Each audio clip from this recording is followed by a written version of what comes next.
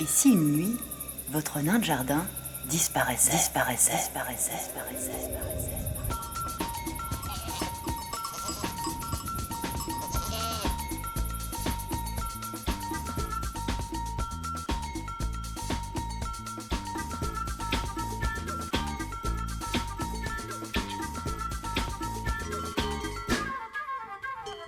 Chafouz, par exemple, vous êtes déjà passé par... Comme ça, oui, mais pas assez pour avoir vraiment des points de repère. Alors, je connais pas du tout. Schaffhaus, je sais pas, non, ça m'évoque rien. Schaffhaus, je connais, mais je suis jamais allé. Je connais juste comme ça parce qu'on en a parlé. Schaffhaus, ouais, c'est aussi une ville, mais c'est plus petit, non? Plus petit que Zurich, mais ça m'évoque une ville comme ça. Je connais pas, franchement. La ville, les magasins, l'habit, c'est tout. Je crois que j'y suis allé une fois dans ma vie, mais j'ai très peu de souvenirs. Je vois des bâtiments, mais rien d'autre.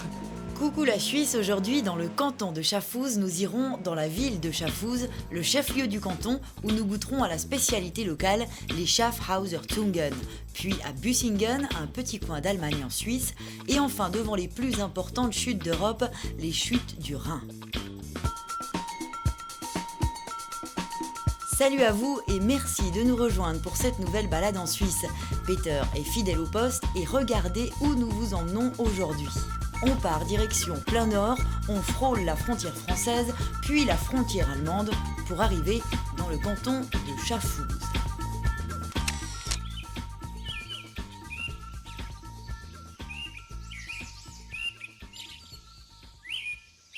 Salut les potes, la bonne nouvelle c'est qu'on est déjà arrivés, nous sommes dans la capitale du canton, qui porte d'ailleurs le même nom, facile à s'en souvenir, la ville de Schaffhaus.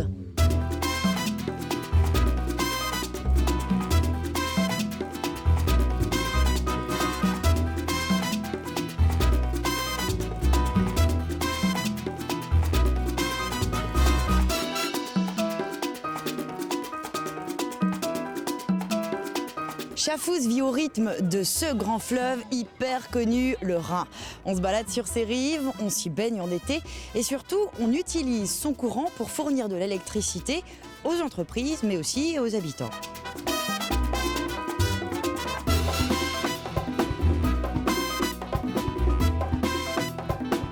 Derrière la rivière, nous voilà dans les quartiers les plus anciens de la ville. Alors, tous n'ont pas résisté au terrible incendie survenu il y a plus de 700 ans, mais il reste quelques très belles choses comme ces maisons dont les façades se transforment en tableaux géants.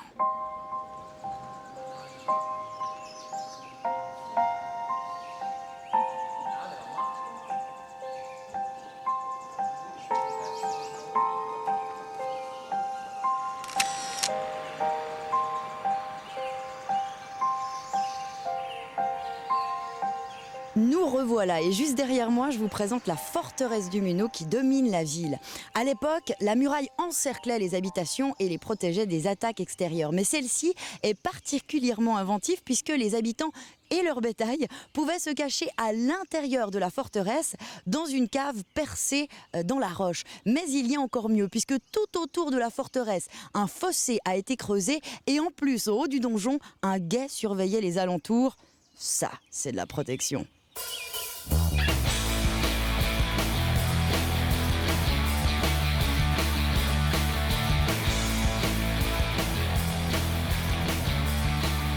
Aujourd'hui, la belle silhouette de la Munau domine paisiblement la ville de Schaffhaus puisqu'il n'y a plus de guerre ici.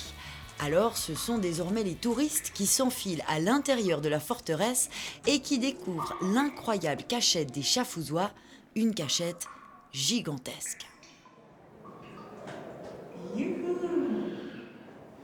On peut aussi grimper à l'intérieur de la tour et de la terrasse, jeter un beau coup d'œil sur la ville à nos pieds, serpentée par le cours du Rhin.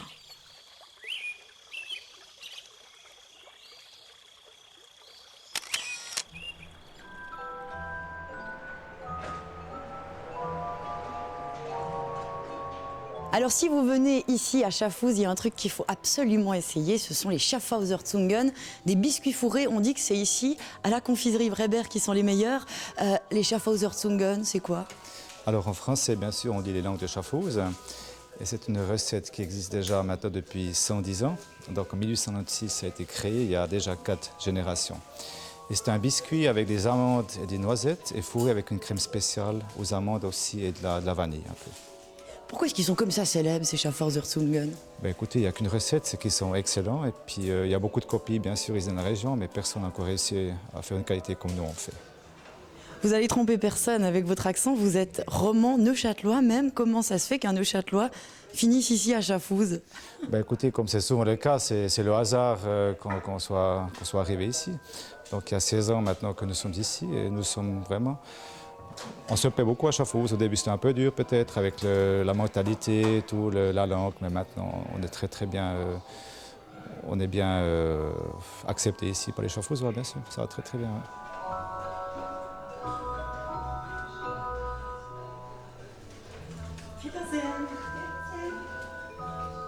Évidemment, en bons enquêteurs que nous sommes, nous allons les goûter, ces Schaffhauser-Zungen.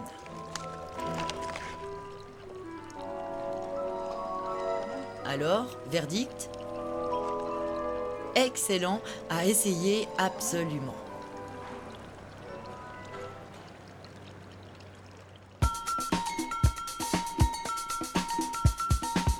Après Schaffhouse, on reprend la route pour rejoindre notre deuxième étape, Büsingen, un village vraiment particulier.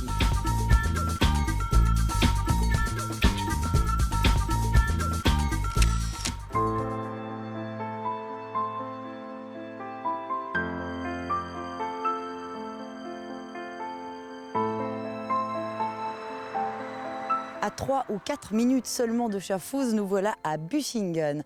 Ici, on paie en euros. Pourquoi, me direz-vous? Regardez, Büsingen, c'est en fait une enclave allemande sur le territoire suisse.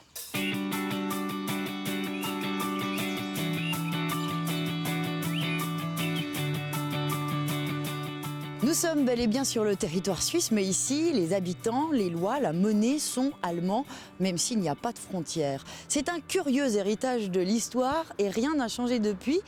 Et puis nous, avec Peter, on trouve ça plutôt sympa de voyager à l'étranger, tout en restant en Suisse. Eh ouais.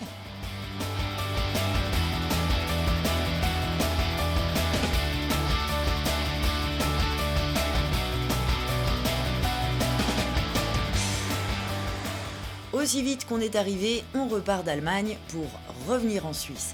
Et attention les yeux, puisque dans le secret de ces campagnes, le canton de Schaffhouse s'offre l'un des plus beaux spectacles naturels de Suisse, rien que ça.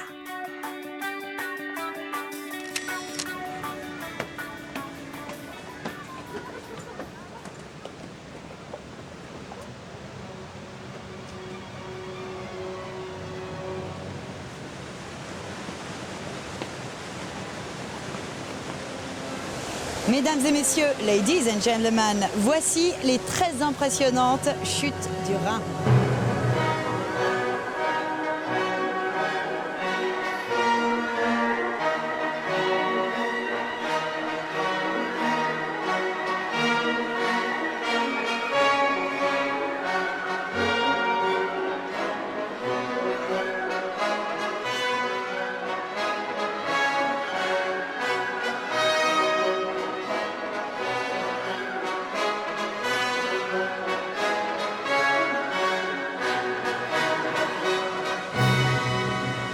Les chutes du Rhin, ce sont nos chutes du Niagara à nous, puisque ce sont les plus importantes chutes d'Europe.